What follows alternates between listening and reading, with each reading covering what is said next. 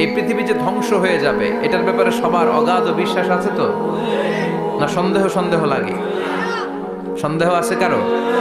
এই পৃথিবী একদিন থাকবে না, ভেঙে চুরমার হয়ে যাবে, খান খান হয়ে যাবে, সব ম্যাসাকার হয়ে যাবে। আমি থাকবো না, আপনি থাকবেন না, আমরা কেউই থাকবো না, থাকবে একজন, তিনি কে? এটার নাম কিয়ামত, যেটার ব্যাপারে বিশ্বাস না থাকলে ইমানের ঘাটতি চলে আসবে, ঠিক কি না? তো সেই কিয়ামতের দিনটা কেমন হবে, কিয়ামতের দৃশ্যটা কিরকম হবে, এর নকশা খুব সংক্ষিপ্ত পরিসরে মাত্র 11টা আয়াতে আল্লাহ তুলে ধরেছেন। আপনি মনোযোগ দিয়ে কানগুলো খরগোশের মতো খাড়া করে যদি কথাগুলো শুনেন, আপনার মনে হবে আপনি এখানে বসে কিয়ামত চোখে লাইভ দেখতেছেন। লাইভ আল্লাহ এমন ভাবে বলেছে, সুবহানাল্লাহ পড়েন। তা আসুন আমরা সরাসরি কিয়ামতকে দেখে আসি। আসলে কিয়ামতটা কেমন বর্ণনা করছেন কে? আল্লাহ। সূরার নাম হচ্ছে সূরাতুল কারিয়া। কি নাম? আওয়াজ করে উত্তর দিতে হবে। সূরার নাম আল কারিয়া। চিৎকার মেরে বলেন, সূরার নাম কি? আল কারিয়া। এটা মাক্কি সূরা। কি সূরা? বিশ্বনবীর জীবনের দুইটা পর্ব, একটা মাক্কি পর্ব আর একটা মাদানী পর্ব। এটা মাদানী পর্বে নাজিল হয়নি, এটা নাজিল হয়েছে মাক্কি পর্বে। এই সূরার আয়াত সংখ্যা 11। এটা কোরআনের 101 নাম্বার সূরা। এটা আল কোরআনুল কারীমের 30তম পারায় অবস্থিত একটা সূরা। আমাদের অনেকেরই মাশাআল্লাহ মুখস্থ আছে, আছে না?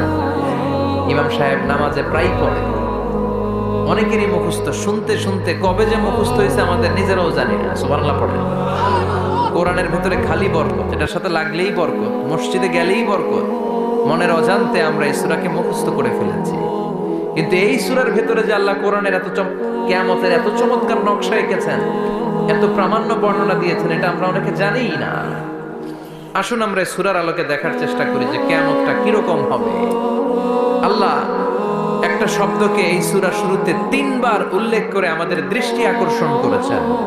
আল্লাহ tried to draw our attention by mentioning 3 times a word, and that is al-qari'ah.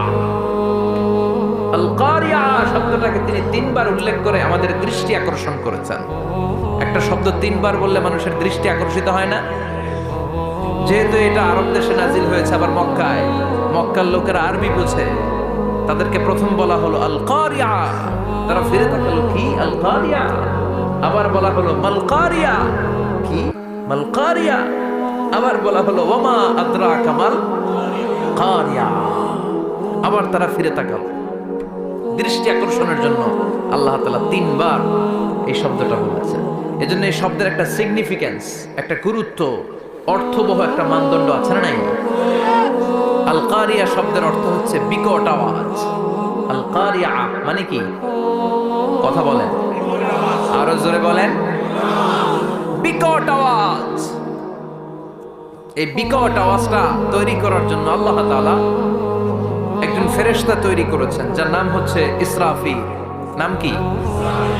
আমাদের মধ্যে অনেকের নাম কিন্তু আমরা ইসরাফিল রাখি, তাই না?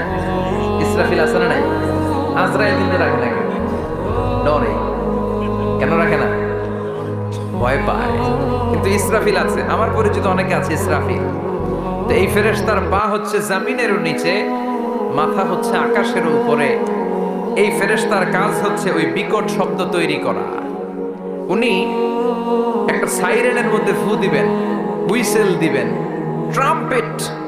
ওই ট্রাম্পেটে, ওই সাইরেনে, ওই হুইসেলে ফু দিলেই শুরু হয়ে যাবে আল কারিয়া। মাল ওমা আদরাকা মাল। এই ফেরেশতার দায়িত্বই হচ্ছে ওই বাঁশির মধ্যে ফু দেয়া। হুইসেল, সাইরেন, ট্রাম্পেট, আরবিতে এটাকে বলা হয় আসুর। ইদা নুফিখা ফিস সূরি নাফখা ওয়াহিদা। যখন তিনি ওই সিংহায় একটা ফু দিবেন, সব লন্ডভন্ড হয়ে যাবে, কিচ্ছু খুঁজে পাওয়া যাবে না। আল্লাহ ওনাকে তৈরি করেছেন শুধু এই হুইসেলের মধ্যে, বাঁশির মধ্যে 3টা ফু দেওয়ার জন্য। কয়টা? উনি সৃষ্টির শুরু থেকেই এই বাঁশিটাকে 2 ঠোঁটের মাঝখানে রেখে আল্লাহর আরশের দিকে তাকিয়ে আছে, and just waiting for the green signal. আল্লাহর পক্ষ থেকে সবুজ সংকেতের অপেক্ষায়। যখনই আল্লাহর অর্ডার করবেন, তখনই শুরু হয়ে যাবে আল কারিয়া। মাল ওমা আদরাকা মাল সৃষ্টির শুরু থেকেই ইসরাফিল ফেরেশতা বিশাল সিংহাটাকে দুই ঠোঁটের মাঝখানে করে আরশের দিকে তাকিয়ে আছে, কখন আল্লাহ অর্ডার দিবে। অর্ডার দিতে দেরি, ফুৎকার দিতে দেরি নাই, ঠিক কিনা? বিকট আওয়াজ, গগন বিদারী শব্দ, প্রচন্ড একটা সাউন্ড, জাইগান্টিক সাউন্ড, যে আওয়াজ, যে শব্দ কেউ শুনে নাই। শুনছেন?